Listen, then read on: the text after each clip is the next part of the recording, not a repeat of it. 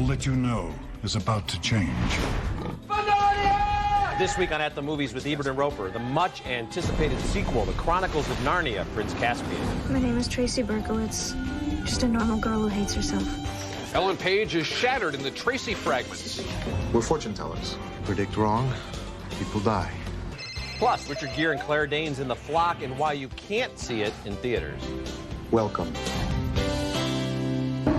You may find Narnia a more savage place than you remember.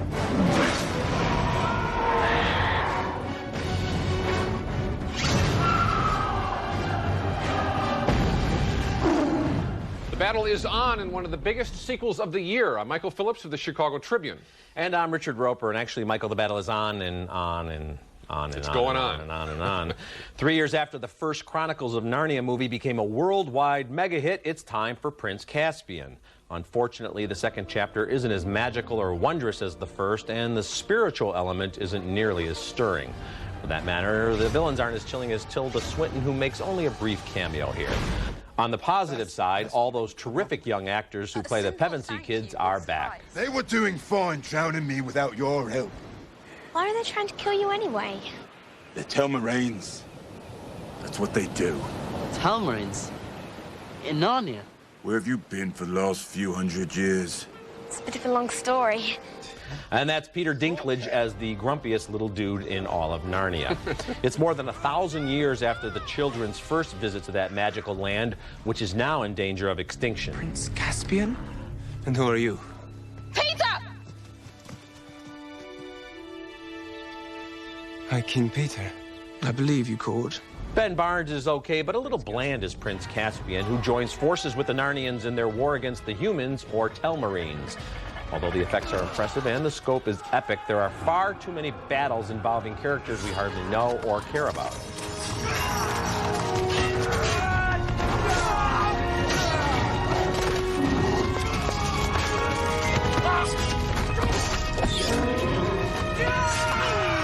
There's an excess of PG-rated violence in this 2-hour-plus adventure tale. I would have liked more scenes where the kids deal with 20th century life, but they're almost immediately whisked away to Narnia.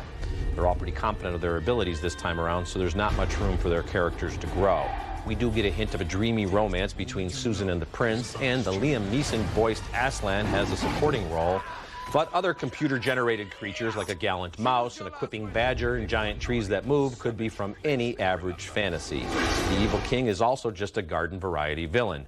Too many fights, not enough magic, so a mild no thanks to this one, Michael. Yeah, I'd even go less than mild on this. And I think the reason this film, directed by Andrew Adamson from New Zealand, you know, this doesn't have any more flair than Adamson's work in the first one. And he is the reason, I think, that some of us kind of resist this big financial juggernaut. I mean, the first film made $750 million worldwide. Right. But I got to say, it doesn't have any cinematic magic, either picture. See, now I would disagree about the first film, Michael, because I thought we did it, and part of it is just because that's the first book, and you know we're introduced to the characters who are being introduced to this amazing world. But we got a lot of scenes in the house, and then there was a whole thing. Well, they go through the wardrobe and they see all these amazing things. So that that sense of discovery, that all worked for me. And Tilda Swinton was a genuine, a genuinely terrifying villain. And you don't get that here. This time around, you know, the young king is very, they're all very confident and comfortable, and they can shoot and they can, So now all of a sudden we're just getting a bunch of fight scenes. Yeah, I'd say, with computer-generated characters. Who cares? Agree. And here's the thing, you know, you go back to C.S. Lewis books, those things, you know, the big battles in Prince Caspian, you know, the crucifixion scene with Aslan the Lion in the first picture, those are 1-2 pages in the books. Yes. And here, Adamson, and this is why it's the director's fault, okay? Adamson stretches things, you know, 5-10-minute scenes over and over, and you don't have enough at stake with the characters. No, you're absolutely right about that. You're all about the battles instead of the characters. And as I mentioned, all 4 of these young actors, I think, are very appealing, and we want to know more about them. But if they're running around shooting arrows or getting into giant sword battles and stuff, well, it's either them or it's stunt people or it's CGI. And we have no emotional involvement. So it's like, okay, it's, it's impressively done. Yeah, they know how to make those scenes. So what? We see that in all kinds of other movies. Okay, here's the thing I can hope for most with the Narnia series as they keep going, right? Just like the Harry Potter series had to get the first 2 movies out of the way so they could get good directors in there to really make some very good movies like Prisoner of Azkaban. I think maybe the third Chronicles of Narnia picture, it's not going to be directed by the same fellow, so hopefully we're going to kind of get at a point now where the franchise is safe and they can start getting some good directors. with you on that because it is a wonderful series of books. It's a great story, and so many millions of people love it. And they did like the first movie. I think this one will do well at the box office. But I'm with you. It deserves better treatment. Yeah, and real magic. Exactly. Okay, next movie. Ellen Page's new film, The Tracey Fragments, is sure to throw a lot of Juno fans straight off the bus. Page stars as 15-year-old Tracy Berkowitz, a bullied outcast at school and an appalled observer to her freak show of a family life. Now, we meet her as she's searching for her lost brother, Sonny. Excuse me. Oh, it's my brother. Looking for my brother. Hello? Looking for brother. I just saw him outside. Sonny, I think. He's 9. Blue coat. I just saw him. He's 9. I just saw him outside. Tracy's fractured psyche finds its visual corollary in the way director Bruce McDonald and his 3 editors carve up the screen into boxes and boxes within boxes. Dr. Hecker, my psychiatrist. She only cares about the, like, $80 an hour she's paid or whatever to prevent me from turning into a psycho. Well, it's kind of too late for that. After a while, you realize the Tracey Fragments is going to take an essentially illustrative approach to this subject, not a dramatic one, although, God knows, the character endures more bruising melodramatic humiliations than you'd think could even be visited on one teenager. Now, as for Paige, she may never have another audience-friendly hit like Juno, but she is surely going to have a nice long career. Her work here is excellent, but I cannot quite recommend the Tracey Fragments. Oh, I hated this movie. I really did. And I want people at home to realize that the clips we're showing with all the multi-screen stuff, that's essentially throughout the entire film. I agree. Which I found so off-putting and so look at me in the direction where, to me, it's like, okay, we get what you're doing here. She's got a fragmented personality and a fragmented life, and ooh, look at all these little mosaics we're seeing here. Give me a break. Give me a break, Michael. Have the confidence in the story to tell the story without having one shot after another. It's boop, boop, boop, boop, well, boop, no, okay, boop, hold on. That stuff is just, but that's like film school 101. Let's move on.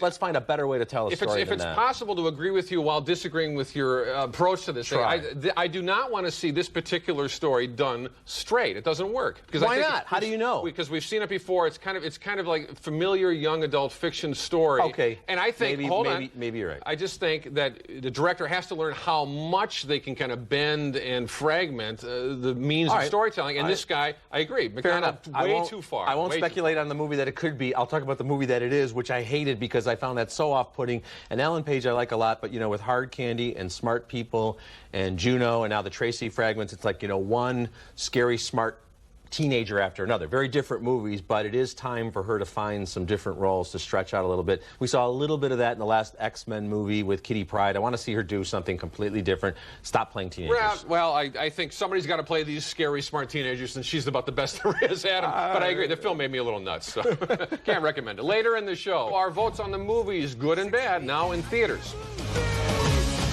And next, before America Ferrera was Ugly Betty, she was a girl dealing with teenage life and how the Garcia girls spent their summer. I didn't even know she thought about those things. Who doesn't? I got to tell you what doesn't look good. That dress. I can see everything in that dress. You stick it down here, and I can see your underwear like this and your nalgas. You should just wear a thong, because then you wouldn't see the underwear line. Or you could just wear no underwear. Our next movie could have been called My Big Fat Joy Luck Latina Sisterhood of the Traveling Yayas, but that wouldn't fit on most marquees. So the slightly shorter title is How the Garcia Girls Spent Their Summer. It's a leisurely paced but lovely and touching multi-generational story bolstered by some terrific acting. The best performance in the film is given by Elizabeth Pena as Lolita. She's a divorced and lonely mom who runs a butcher shop in a sleepy border town. What are you doing here? Your wife just bought some meat a couple of days ago. I'm not here for the meat. Lolita, you sold beets? I'd be eating beets every day. Nice work there from Stephen Bauer. Remember him from Scarface? He plays the womanizing Victor. Ugly Betty's America Ferrera continues to build her impressive resume with a strong performance here as Lolita's daughter, Blanca. And I don't ever intend to get married, so. You can't know that. Trust me, it's one of the things I do know. It's just like this big setup for disappointment. I mean, I've never met anybody who's ever been happy in a marriage. Now, if you're wondering why Ferrera looks so young here, well, this film was shot about 4 years ago. Written and directed by Georgina Rydell, The Garcia Girls is the kind of film that revels in static shots of ordinary things. There's a simple beauty to many of these images. My only real complaint here is that the confident, easy pace sometimes slows down to a crawl. This movie did not need to be over 2 hours in length. But the occasional restlessness I felt was offset by the pinpoint accurate depictions of three women who sometimes hate each other but always love each other. So I say you got to see this one. I agree. I like this film. It's got a kind of a lazy summer days pace to it, and you don't often see that sort of treatment of female sexuality. You kind of live and breathe among three different stories. The thing I liked about best is that you see this director, Rydell, kind of learning her way through it. The scenes, especially with the younger characters, I think she's actually developing a visual style. The rest of it's a little kind of, you know, it's We've finding seen some itself. of this before, Michael. I'd give you that. But I mean, I do like the scenes with the young teenage girls. Just kind of, I mean, they're in this town that's just a dead town. Not much going on. And again, it is slow paced, but it's very accurate. They're kind of like, well, we'll walk up and down the street. What do you want to do? Well, I guess I got to go home. I got to go watch my little brother. Well, I'm going to jump in this truck with this good-looking stranger because I got nothing better to do. I mean, and it's sort of like, you know, a summer of circumstances where certain things happen and you go with it because the other alternative is to do nothing. Yeah, I agree. And Pena really does, you know, you can tell that she has clearly relishing the chance to play, you know, a part that has some substance and actually again, has the chance to kind of develop itself over time. Yeah, and she's, you know, an actress who's been around for a long time, but, you know, again, so rare that there's a role written for a woman, you know, maybe late 40s, right around that age, and still dealing with the rest of her life, and that's such a rare thing in cinema. I think Rydell's off to a good start. Yes, I agree. Later in the show, Richard Gere stars in a movie you can see only at home. But why? Good question. And next, with all the big movies in theaters right now, it's easy to get lost in the shuffle. We'll give you the lowdown on all the movies now in theaters. I got Grayson. Okay, now something new, some rapid reviews to catch you up on some of the big movies still playing in theaters. You just saw a scene from the Wachowski brothers' latest film, Speed Racer. I liked it. You liked it. It did not catch on with critics or with the viewers. Iron Man hath destroyed it. Well, I don't know. I'm not so sure that people would have liked it even on its own. I think it's getting a little bit of a bum rap. It is too long and too complicated, but it looks great. I think it'll have a good life on DVD. Yeah, people are just throwing that it's kind of aimed as young as it is, and I don't have any problem with that. Yeah, exactly. Next is What Happens in Vegas with Cameron Diaz and Ashton Kutcher. Well, what's mine is yours. Here, wait, me coffee is Sue coffee. Rarely have I cared so little about what happens in Vegas to anybody but the public. Turned out for this one, at least they did opening week. This proves, I guess, that advertising catchphrases make for snappy titles. Next up for Cameron Diaz and Ashton Kutcher, the romantic comedy Got Milk. You know, there's more creativity in that little chimpanzee in Speed Racer than in anything involved in What Happens in Vegas. Visually no good and funny no good. No funny. There's not the funny. All right, speaking of bad romantic comedy still in theaters, there's Maid of Honor with Patrick Dempsey. Will you be my maid of honor? Your maid of honor. This film's actually doing pretty well and has some legs at the box office, again proving that a movie doesn't actually have to be good for people to see it, unfortunately. No, rom-coms are funny, you know, 27 Dresses same way, you know, not really good enough We're to getting a lot support. of formulaic stuff, and sometimes it's okay if we enjoy the characters and we get some good one-liners, but in these films, they just feel like retreads to me. Yeah, maybe next time. And for a movie with a much smaller budget than any of the films we've talked about in this segment, Richard Jenkins stars in The Visitor. Tarek is teaching me the drum. How's that going? I sound a lot better when he's playing with me. Come on. Please, don't forget about me. The Visitor may not be easy to find, but it is well worth the trouble. You know, it's funny, I got a text message from a friend of mine who went to see The Visitor based on our review, and halfway through I get this text message saying, why did you send me to this? And at the end it was like, oh my God, I love this film. It's so beautiful and so wonderful. I want to tell people about it. So this is a film definitely worth seeking. Richard Jenkins in a career performance. He will probably get a nomination. I hope he does. I hope he does. And now for the best new movie on this week's show. It's called Reprise, and it's a limited release. It's a dazzlingly structured film from Norway about the friendship and rivalry of two writers, Eric and Philip. As the picture begins, these two are about to pop their first manuscripts off to the publishers, and they're full of hopes for the future. Ja, men ska vi få utgitt eller vill du stå och dyrka angsten din? Nå går vi og poster.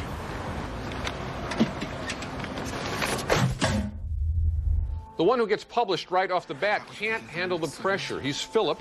Here at an Oslo rock club, Philip meets Kari, the woman who will haunt him for years. Innen 10 sekunder vil hun snu seg mot ham.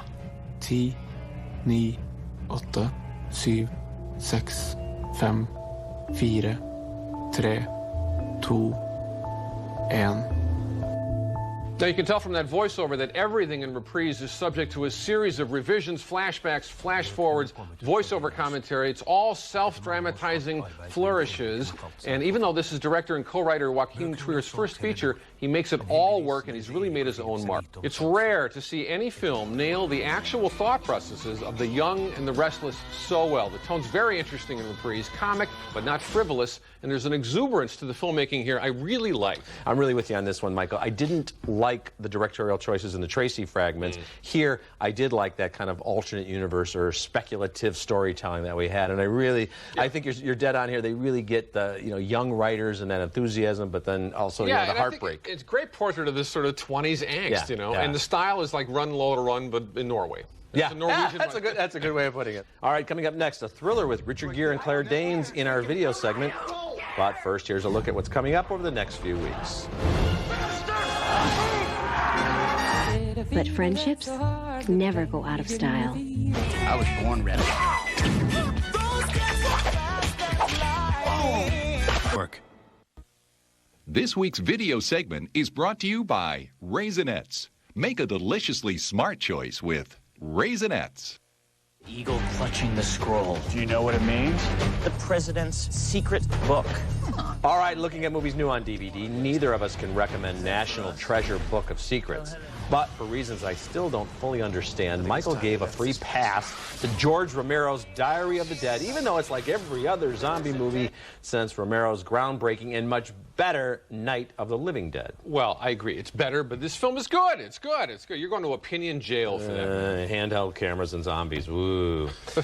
I'll tell you, though, the most intriguing new DVD release this week is The Flock. It stars Richard Gere and Claire Danes. It's from the co-director of the vaunted Infernal Affairs trilogy. Yet it's going straight to DVD, and I have to say I can understand why. This film is not for the squeamish or for anyone looking for a plausible plot. That said, Gere does turn in a virtuoso performance as one Errol Babbage. He works for the Department of Safety, checking on registered sex offenders, but he's more like a cross between Dirty Harry and Travis Bickle. You're a hitter, aren't you? He likes the sound of knuckles on a woman's body. Maybe she enjoys it. Maybe I do too. And yep, that's Avril Lavigne as the girlfriend of that creep. Errol's getting put out to pasture, and he's training his successor, played by Danes. He says he doesn't do that anymore. Should we believe him? People get well. Not my people. She thinks she knows you, Lewis, but she doesn't, does she? Babbage has become so immersed in this sordid world that he's become the butt of jokes at work, and he's a loose cannon in public.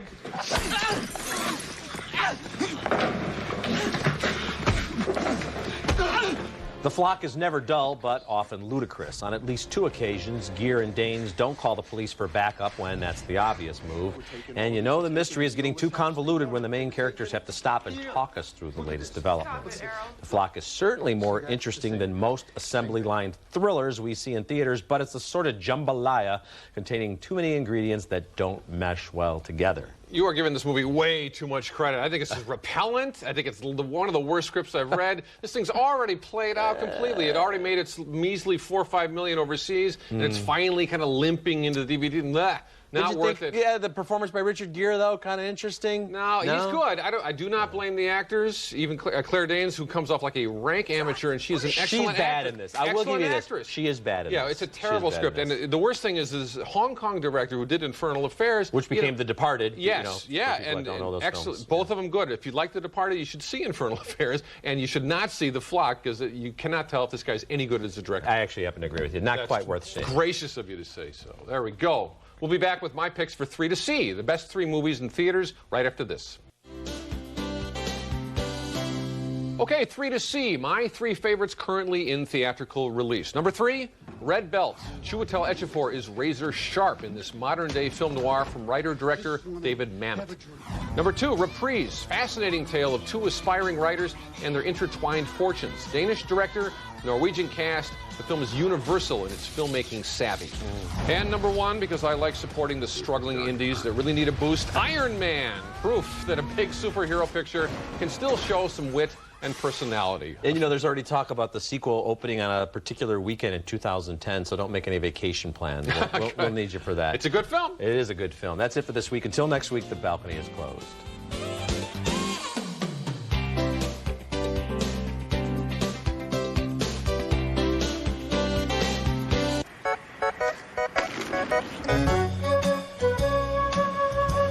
The incredibly clean and fuel-efficient Civic Hybrid from Honda. Reverse your thinking. Go. There's no way out! You got lucky. I get lucky a lot. National Treasure 2, Book of Secrets. Own it on Disney DVD and Blu-ray High Def May 20th. From Jennifer Convertibles, a Simmons microfiber sofa bed, just $2.99. Only at Jennifer, $2.99. Jennifer Convertibles, the only place to buy a sofa bed. We know your dirty little secret, your mop. Get to know the cleaner way to clean with the Libman Wonder Mop. The mop head is machine washable, only from Libman.